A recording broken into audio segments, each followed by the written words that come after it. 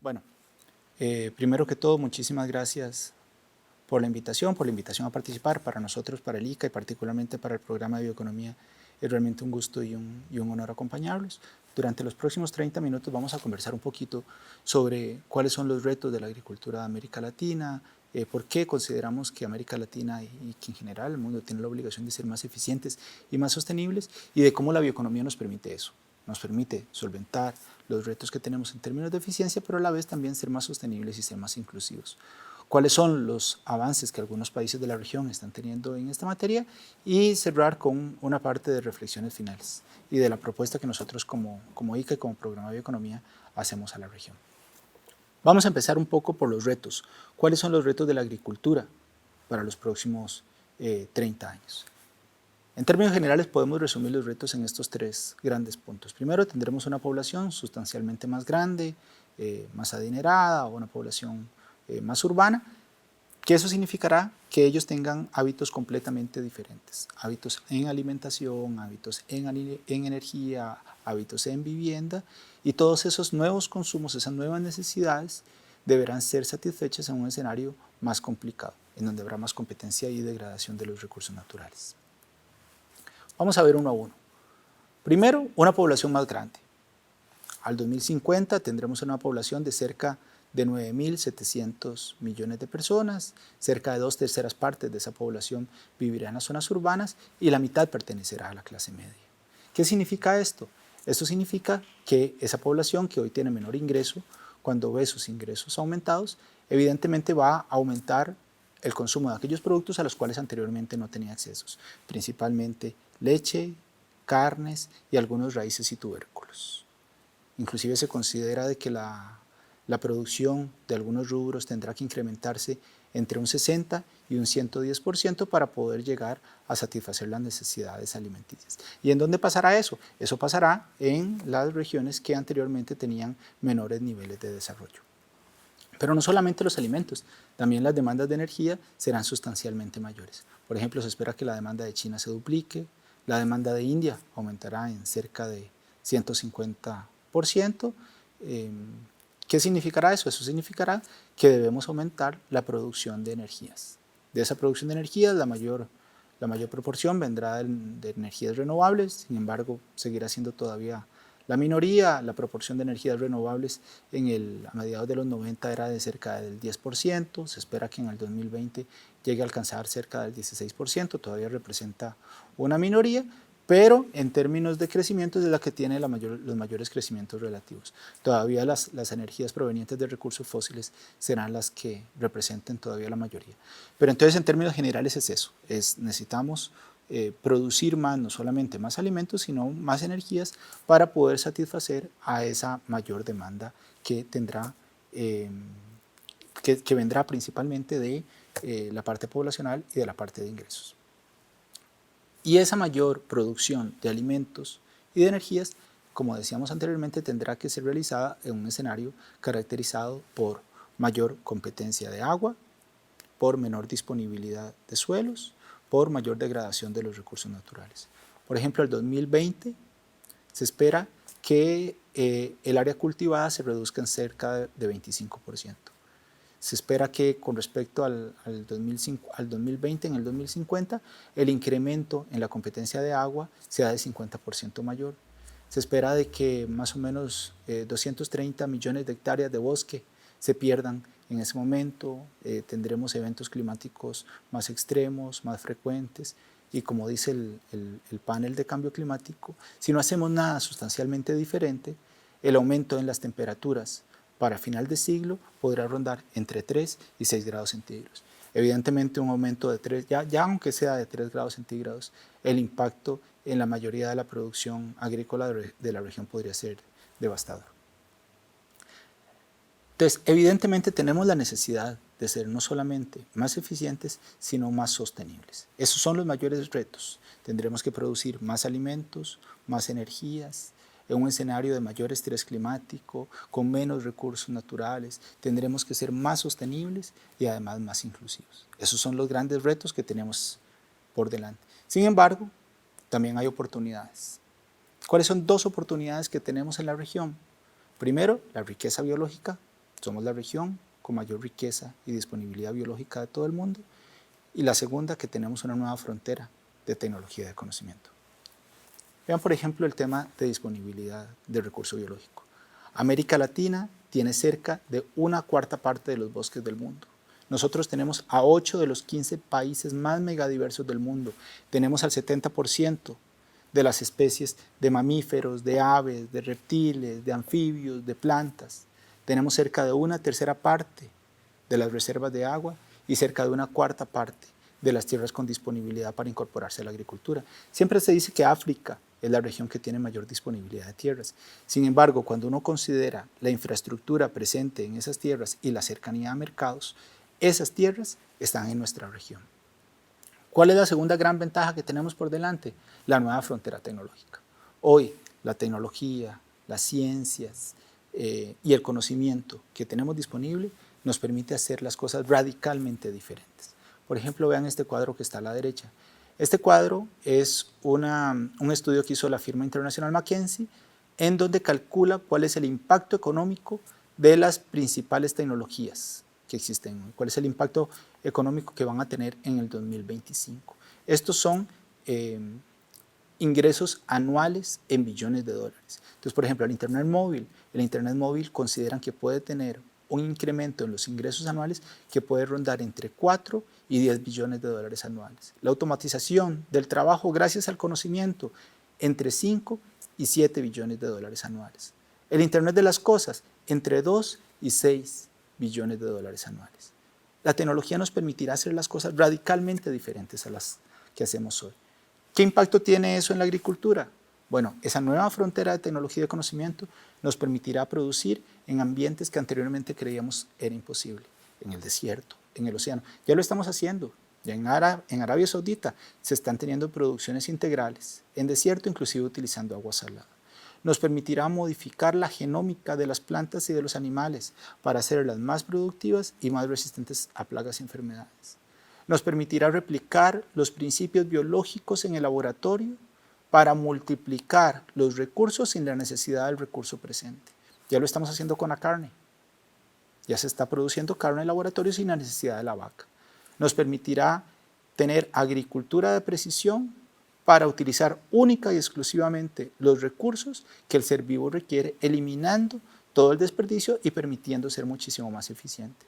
Nos permitirá reducir las pérdidas de alimentos a lo largo de la cadena a través de aplicaciones como el blockchain u otra gran cantidad de cosas, etc.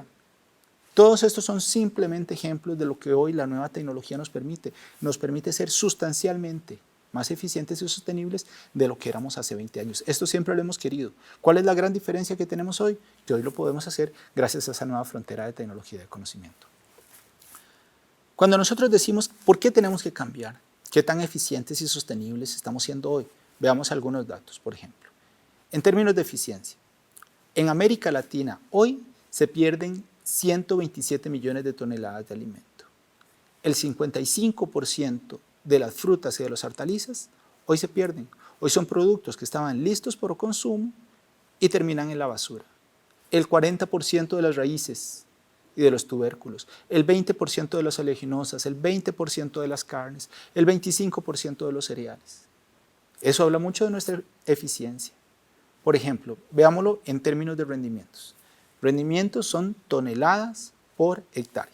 Entonces, tomemos cualquier rubro, que es a la derecha de su gráfico. Tomemos un rubro como el arroz. Estos son diferencias entre un país de América Latina y otro país de América Latina, entre el que tiene el menor rendimiento y el que tiene el mayor rendimiento en toneladas por hectárea. El de menor rendimiento en América Latina tiene 0.9 toneladas por hectárea en arroz. El que tiene más tiene 8.6, casi 10 veces. En caña de azúcar, el rendimiento del menor es 20 toneladas por hectárea y el rendimiento promedio del mayor es 129 toneladas por hectárea. 6 veces. En maíz, 1 y 11. En trigo, 0.6 y 6. Esos son simplemente diferencias entre un país y otro de la región. No estamos hablando del que tiene el mayor rendimiento del mundo, es a lo interno de la región. Eso habla mucho de nuestra eficiencia. Veamos también en temas de eficiencia y sostenibilidad. ¿Cuánto estamos aprovechando del recurso biológico que generamos?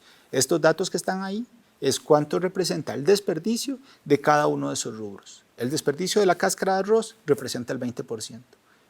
El desperdicio del café entre el 60 y el 80%. La cascarilla, la pulpa, el mucílago, la brosa representa entre el 60 y el 80% del volumen del café. ¿Qué hacemos con eso? Muy poco. ¿Qué hacemos con el 50% de los cítricos? La cáscara y la pulpa. Muy poco. En América Latina tenemos a los mayores productores de jugo de naranja. Ese residuo queda ahí y muy poco se utiliza.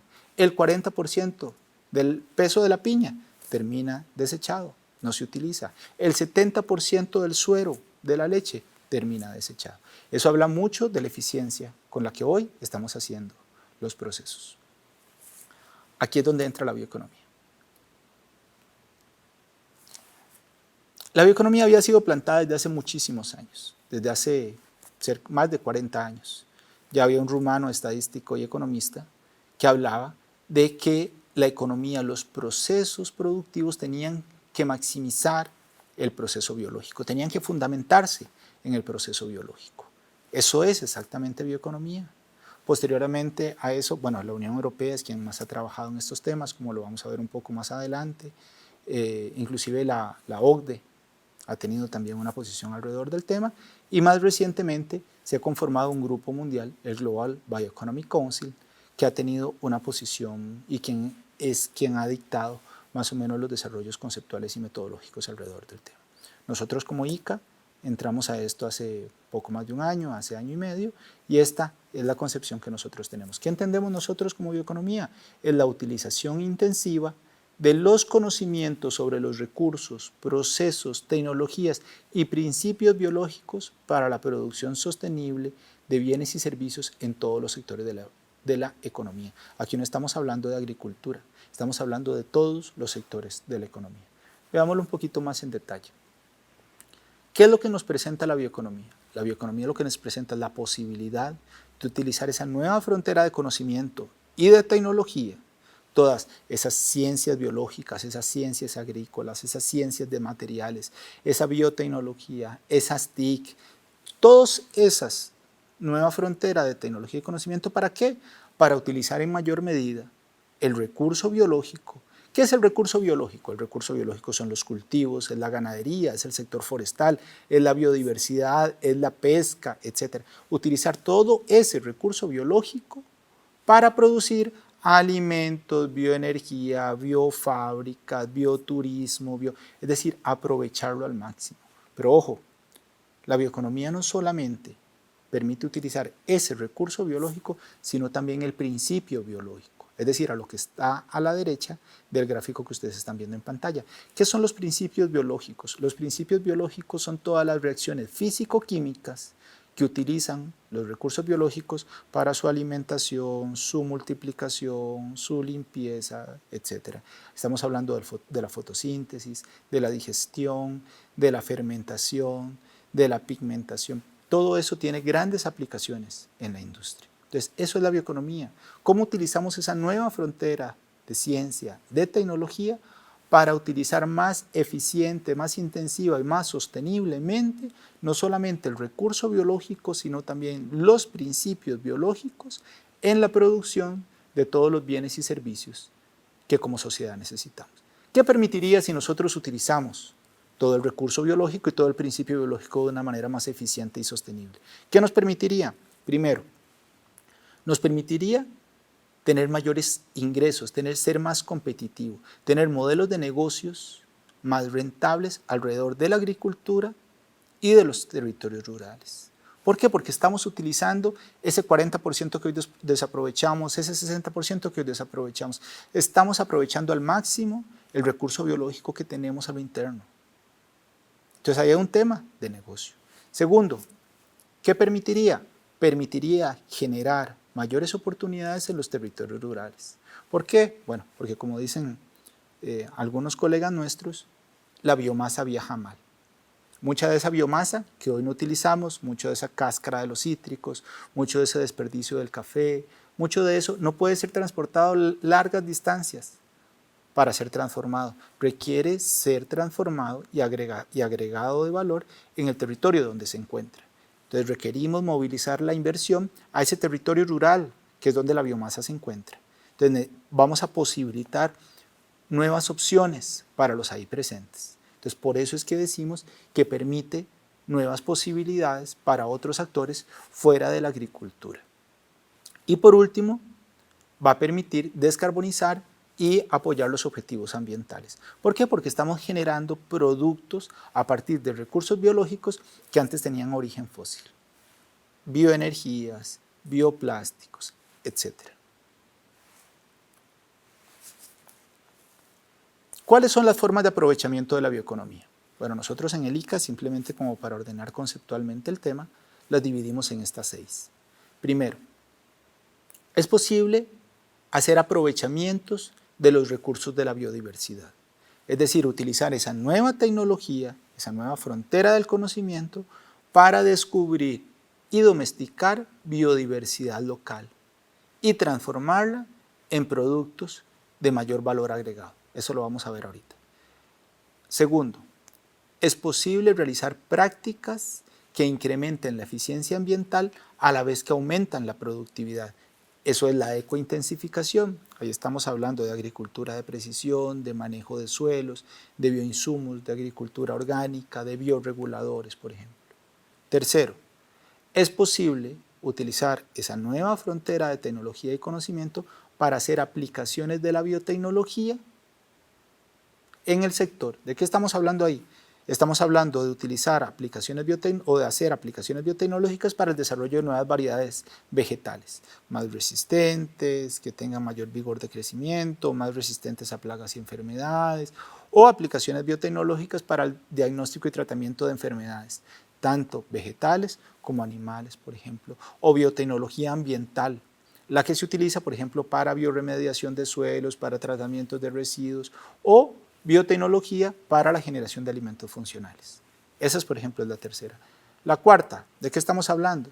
Estamos hablando de la valorización de los recursos biológicos a través de los mercados. Estos son los servicios ecosistémicos. Es decir, los recursos biológicos prestan servicios ambientales, descontaminan, fijan carbono, etc. Esos servicios ambientales pueden ser valorizados por los mercados. Esa es la cuarta forma. La quinta, a través de la nueva tecnología y en los nuevos conocimientos, es posible aumentar la eficiencia en las cadenas de valor, reduciendo las pérdidas post cosecha, reduciendo los desperdicios, reduciendo los residuos y generando mayores vínculos con los mercados. Y la última, es posible utilizar esa nueva tecnología para aprovechar la biomasa, puede ser la biomasa principal o la biomasa secundaria, por ejemplo, para generación de productos que encadenan con otras industrias. Ahí estamos hablando de bioenergías, de bioquímicos, de materiales para construcción, de piensos, etc. Aquí es donde entra todo el tema de biorefinerías. Eso también lo vemos un poquito más adelante. Esto es simplemente para darles una idea de qué estamos hablando, de qué tamaño son esos mercados. Por ejemplo, el mercado de biofertilizantes. El mercado de biofertilizantes hoy crece a tasas del 15% anual. Es un mercado de cerca de 10 billones de dólares. Materiales para siembra, 85 billones de dólares. Crece al 12%. Si ustedes ven, todas son tasas de crecimiento, casi todas son tasas de crecimiento de 2 dígitos. Biofármacos. Biofármacos es, si no me equivoco, es el más grande de todos. Aquí estamos hablando de 290 billones de dólares en biofármacos, tasas de crecimiento de 12%. Cosmética, 52 billones de dólares, tasas de crecimiento de 8%, etc. Véanlo acá. ¿A qué tasa crecen los mercados internacionales de los productos primarios de la agricultura? Crecen a un 3, a un 3.5, a un 3.8%. Ahí tenemos a la carne, al azúcar, a los cereales, a las raíces y tubérculos. El que más crece son los aceites vegetales, cercanos a un 4%. En cuanto crecen los bioproductos, el que menos crece es alimentos médicos, que alimentos médicos está creciendo a un 7.5%. El que más crece son los biocombustibles, están creciendo a tasas de 25% anual, 25% anual. Es decir, es 8 veces más que lo que crecen los productos primarios de manera anual. Esas son tasas de crecimiento para los últimos 5 y 10 años. 5 para los bioproductos y 10 años para los productos primarios. Es decir, si uno piensa en mercados con crecimiento y con prospección, evidentemente los productos biológicos crecen muy por encima de los productos primarios. ¿Cuáles son los avances en la región? Aquí quisiera mencionar nada más 2 tipos de avances. Primero, y esta es una pequeña reflexión. Los países, aunque anteriormente no le llamaran así, los países llevan 30 años en América Latina avanzando alrededor de los bioproductos, en temas de bioenergías, en temas de bioquímica, en temas de aprovechamiento de la biodiversidad. Hay países que inclusive hoy son líderes, fueron precursores y hoy son líderes en temas de modelos de negocio, aunque en aquel momento no tuvieron las políticas y la institucionalidad de apoyo requeridas. Hace muy poco, hace recientemente, 5, 6, 7 años, los países de América Latina o algunos países de América Latina se dan cuenta del potencial del tema y empiezan a generar tanto institucionalidad como políticas de apoyo. Esto es lo que vamos a ver acá. Vea, por ejemplo, en el tema de cultivos biotecnológicos. En cultivos biotecnológicos, evidentemente Estados Unidos siempre ha sido el país que lleva la delantera, fue el país que empezó primero, que empezó con mayor tasas de crecimiento y con mayor vigor. Sin embargo, al inicio, Argentina iba creciendo casi a la misma tasa que Estados Unidos. También fue precursor, fue el segundo país que impulsó más el tema de cultivos biotecnológicos, de OGM. Sin embargo, por ahí del año 2003, 2002, 2003, Brasil también incursiona en la carrera de los cultivos biotecnológicos y crece a mayor medida que Argentina. Hoy, Brasil es el segundo país del mundo con mayor área y con mayor cantidad de productores vinculados alrededor del tema de cultivos biotecnológicos. Y en tercer lugar está Argentina. Por ahí aparece también dentro de la región, dentro de los 10 primeros, aparece también Paraguay y por ahí también Bolivia. Entonces son países que desde que inició este tema, por ahí del año 96 o 97, han sido protagonistas. Hoy, ¿cuáles son los 3 principales cultivos que tiene la región en cultivos biotecnológicos? Maíz, soja y algodón. En Brasil se calcula que hay cerca de 300.000 productores, en Argentina cerca de 130.000 productores que utilizan cultivos biotecnológicos. En Argentina prácticamente toda la soya es biotecnológica, por ahí del 99%, y en Brasil el 80%. Hay un estudio reciente que trata principalmente sobre la región sur y que dice que desde el 2003 el 50% de las ganancias de los productores se explican por la adopción de cultivos biotecnológicos. Se habla de cerca de 31 billones de dólares de impacto. En el tema de bioenergías, igual, tanto Brasil como Argentina han sido precursores y hoy son líderes. Hoy Brasil es el segundo productor de etanol, el primer productor mundial, se ha sustituido cerca del 36% de la gasolina por etanol de caña de azúcar y más o menos el etanol de caña de azúcar contribuye con un 17% de toda la matriz energética. En Argentina es un caso muy similar, solo que es a través del biodiesel, principalmente o exclusivamente a través de soya. Argentina es el tercer productor mundial, el primer exportador, el segundo consumidor mundial, etcétera, ¿no? Pero no solamente a través de caña de azúcar y de soya, también hay otra gran cantidad de cultivos que están siendo incentivados para las bioenergías en la región.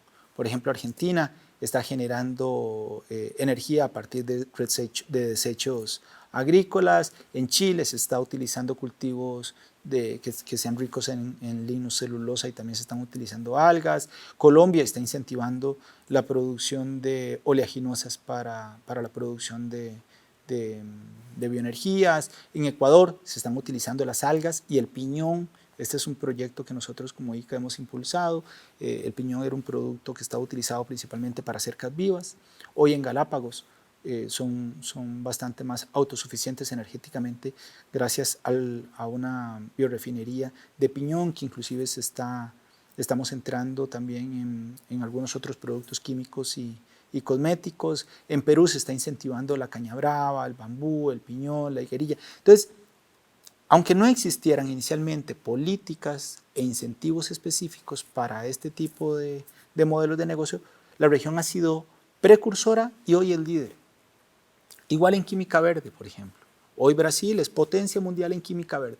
Hoy Brasil tiene la principal petroquímica que trabaja con procesos biológicos. Utiliza la caña de azúcar para generar etanol y a partir de ese bioetanol sigue exactamente la misma ruta que hubiera seguido en una planta petroquímica.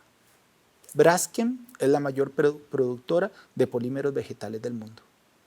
¿Gracias a qué fue eso? Eso fue gracias a las iniciativas que tiene Brasil en investigación, desarrollo e innovación, gracias a la inversión privada que destinaron para apoyo a estos sectores y gracias al incentivo de mercados. Podemos hablar lo mismo de valoración de biodiversidad. Tenemos grandes ejemplos en la región que han sabido sacarle provecho a su biodiversidad local. Tenemos a Brasil, que hoy tiene más de la mitad de participación en la exportación de plantas medicinales en todo el mundo. Tenemos a Perú también, que ha pasado de exportar cerca de 250 millones de dólares a 448 millones de dólares en 5 años en productos de la biodiversidad. Y tenemos a Costa Rica, que es líder en el tema de ecoturismo, es decir, aprovechando sus recursos biológicos para el turismo. Inclusive, este es un caso bonito, el caso de Costa Rica, en donde más o menos el 55% del equivalente a la población nacional de Costa Rica entran como turistas, principalmente para visitar atracciones relacionadas con biodiversidad y recurso local. Exactamente el mismo caso como con agricultura de bajo carbono. El tema de orgánicos, el tema de bioinsumos, el tema de pago de servicios ambientales. Aquí tenemos a países de la región que hoy son líderes en esos mercados. Entonces, nada más para cerrar este punto, la región tiene grandes experiencias. Tienes países que fueron precursores y que hoy son líderes en modelos de negocios relacionados con la bioeconomía, relacionados con el aprovechamiento de su riqueza biológica gracias al conocimiento y gracias a la tecnología, aunque en aquel momento no se le llamara así, aunque en aquel momento no se le llamara bioeconomía. ¿Cuál es el otro tema que quería tocar aquí en el tema de avance? En el tema de avance quería tocar el tema de políticas e instituciones. Evidentemente la región no está al nivel que tiene Europa o que tiene América del Norte. Prácticamente toda Europa tiene institucionalidad y políticas para la promoción de la bioeconomía. Europa tiene cerca de 20 años discutiendo estos temas. Hoy la política o la estrategia de bioeconomía para Europa está en su tercera revisión. Tienen institucionalidades y tienen instrumentos concretos. Prácticamente todos los países de Europa, además de la estrategia regional, tienen estrategias nacionales e inclusive hay países en donde además de las estrategias nacionales hay estrategias territoriales. Eso, evidentemente, estamos muy lejos de eso. Estados Unidos, también América del Norte, ya tienen su estrategia nacional de bioeconomía y su plan de implementación. Canadá también recientemente tiene, este mapa todavía necesita ser actualizado, Canadá tiene también su estrategia nacional de bioeconomía ya en funcionamiento. Hoy, ningún país de la región tiene una estrategia nacional dedicada única y exclusivamente a la bioeconomía. Sin embargo, eso no significa que no estemos haciendo cosas alrededor del tema. Este, por ejemplo, es un pequeño mapa que nosotros preparamos, en donde todas estas son estrategias e iniciativas relacionadas con la bioeconomía en la región, relacionadas con el aprovechamiento eficiente y sostenible del recurso biológico a través de la tecnología. Por ejemplo, ¿qué es fácil ver en este mapa? Aquellos países que tienen potencial en el tema de bioenergías, evidentemente tienen estrategias enfocadas en ese sector. ¿Como quiénes? Como Brasil, como Argentina, como Colombia. Inclusive, sí, estas son las que tienen estrategias alrededor de bioenergías. Todos aquellos que tienen grandes potenciales alrededor del tema de biodiversidad tienen estrategias enfocadas en los temas de biodiversidad. Colombia, Costa Rica, por ahí también Colombia, Costa Rica, no, esos son. Y hay otros que tienen estrategias más enfocadas en el tema de aplicaciones biotecnológicas. Entonces, no tenemos prácticamente ningún país de la región, no tenemos estrategias nacionales enfocadas única y exclusivamente en el tema de bioeconomía, pero sí tenemos instrumentos, políticas, iniciativas e institucionalidad, que es una excelente base de partida. Algunas consideraciones en este punto. Primero, pocos países están conscientes de su potencial. Realmente nosotros como región no conocemos el enorme potencial que tenemos. Todavía no nos damos cuenta de que esos recursos biológicos y esos principios biológicos que estamos desaprovechando tienen enormes potenciales productivos y en materia de sostenibilidad. Segundo, la ciencia y la técnica van muy por delante de los marcos normativos institucionales. Tenemos países que están desarrollando modelos de negocios desde hace 30 años, gracias a esa nueva frontera de tecnología y conocimiento, sin los instrumentos de apoyo requeridos. Hoy, muchas de las instituciones que están alrededor del tema de la bioeconomía están muy relacionados con la ciencia y con la tecnología, pero tienen poca aplicabilidad práctica. Necesitamos meter en esta discusión y necesitamos sentar a la mesa a las instituciones relacionadas con agricultura, relacionadas con industria, relacionadas con comercio. ¿Por qué? Porque hoy mucha de esta discusión se está quedando en la parte académica, se está quedando en la parte de ciencia, se está quedando en la parte de investigación. Y por último, aunque existen iniciativas que son una excelente base de partida, como vimos anteriormente, necesitamos marcos de políticas integrales. ¿Por qué? Porque la bioeconomía no es unisectorial. Aquí no estamos hablando de un tema que sea relevante únicamente para ciencia y para tecnología, o que sea únicamente relevante para economía, o únicamente relevante para agricultura. Eso es un tema sistémico. Para tener realmente un aprovechamiento integral, necesitamos que estos sean procesos participativos multisectoriales. Ese es el gran reto y esto es lo que está sucediendo en Europa. Las estrategias de bioeconomía tienen participación de múltiples sectores. Es la única forma de realmente operativizar, porque aquí no estamos hablando de políticas sectoriales, estamos hablando de estrategias de desarrollo. ¿Cuáles son los requisitos realmente para lograr una bioeconomía rentable, segura, sostenible e inclusiva? Primero, necesitamos marcos regulatorios. ¿Para qué marcos regulatorios? Para asegurar que esos nuevos aprovechamientos del recurso biológico sean seguros desde el punto de vista de salud, desde el punto de vista de sostenibilidad. Segundo, necesitamos instrumento para fomentar y para crear mercados. Muchas veces esos nuevos aprovechamientos puede que al inicio no sean rentables, entonces necesitamos fomentarlos. ¿Por qué? Porque estamos hablando de un sector que es de especial interés para los países. Necesitamos fomentar sectores que sumen a la sostenibilidad, a inclusión y a la competitividad. Por ejemplo, el tema de compras públicas. Hay estados o hay países en donde las compras públicas pueden representar entre un 30 y un 40% del mercado total. Bueno, ahí tenemos una herramienta perfecta para incentivar estos nuevos productos de la bioeconomía. Tercero, necesitamos estímulos financieros y fiscales para este sector. ¿Por qué? Porque genera externalidades positivas. Entonces, evidentemente necesitan ser incentivados a través de impuestos diferenciados, a través de fondos de inversión, a través de acompañamiento, porque tienen procesos de maduración diferentes los bioemprendimientos. Cuarto, necesitamos generar o fortalecer las capacidades técnico-científicas, porque estamos hablando de un nuevo modelo, de un nuevo paradigma de desarrollo, en donde no necesariamente podemos tener las capacidades humanas para llevarlo a cabo. Quinto, necesitamos establecer territorios rurales que tengan las condiciones adecuadas para la atracción de la inversión. Como dijimos anteriormente, esa nueva transformación de la biomasa en nuevos bioproductos, la gran mayoría de las veces requiere hacerse en el territorio rural donde esa biomasa está disponible. ¿Por qué? Porque la biomasa viaja mal. ¿Están preparados nuestros territorios rurales para la atracción de inversión? Sexto, necesitamos concientizar y sensibilizar sobre las potencialidades de la bioeconomía. Necesitamos realmente sentar en la mesa a los actores que deben estar presentes en esa discusión. Necesitamos demostrar el impacto, necesitamos generar evidencia de que hoy estamos desaprovechando un tremendo potencial. Y por último, necesitamos programas de innovación, de generación de tecnologías habilitantes, es decir, necesitamos fomentar la investigación, el desarrollo y la innovación. Y evidentemente, bueno, Cada uno de los modelos de negocios de la bioeconomía tiene requisitos normativos políticos particulares. Reflexiones finales.